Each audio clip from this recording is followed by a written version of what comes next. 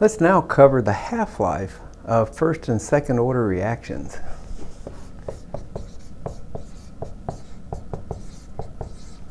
Now the half-life is defined as the time it takes 1/2 of a reactant to react.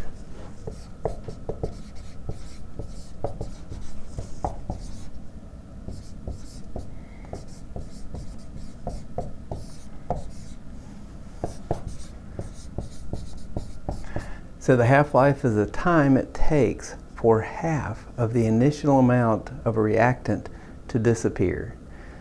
So let's consider first a first-order reaction. So half-life is given the symbol T 1/2.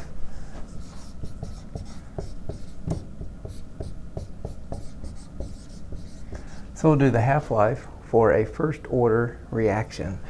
So if you remember, the first-order reaction integrated rate expression can be written in this form.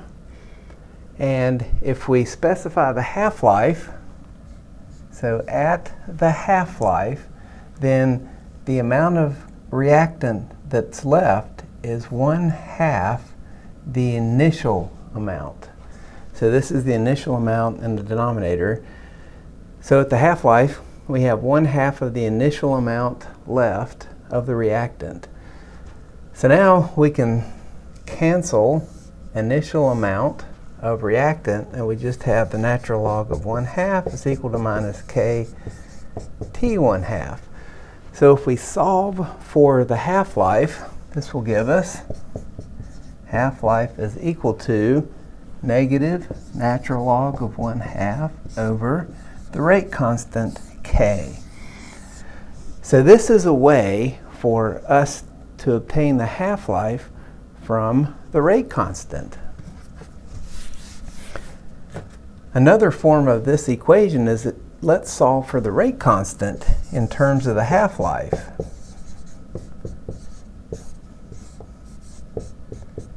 So here's another form, solved for the rate constant. So the rate constant is equal to negative natural log of 1/2 divided by the half-life. So now if we know the half-life for a reaction, we can determine the rate constant. This is a very useful form of the half-life equation because in many instances, reactions will be designated in a table by their half-life. So we can use the half-life to find the rate constant. So this is for first order reactions. So these equations only apply to first order reactions. Now let's look at second order reactions. So the half-life for second order in a single reactant A. So we write the integrated rate expression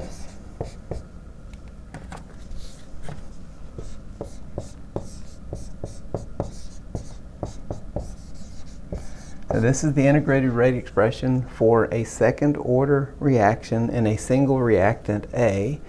This is the initial concentration, and this is the concentration at time t. So at the half-life, then the amount of A that's left is 1/2 the initial concentration.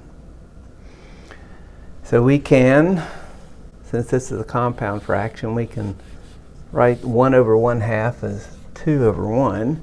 Then we have 2 minus 1 over A naught, so that's 1 over A naught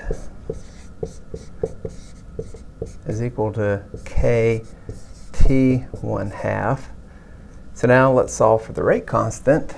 K is equal to 1 over the initial concentration of A times the half-life. So this is the rate constant for a second order reaction, and it depends upon the half-life and the initial concentration of the reactant. So this is for second order. Now we can conversely solve for the half-life. So the half-life is equal to 1 over the initial concentration of reactant times the rate constant K. So these are the two forms of the half-life expression for a second-order reaction. We can solve for the rate constant in terms of the half-life and initial concentration, or we can solve for the half-life in terms of the rate constant and initial concentration. Now, one thing you'll notice that's different between this and the first-order reaction is that the second-order reaction depends upon the initial amount, whereas the first-order reaction does not for the half-life. And this is because for a second-order reaction, a collision is required. So two A molecules have to collide in order to achieve a reaction. And the higher the concentration of A, the more frequent the collisions are, and so the shorter the half-life, meaning the reaction goes faster.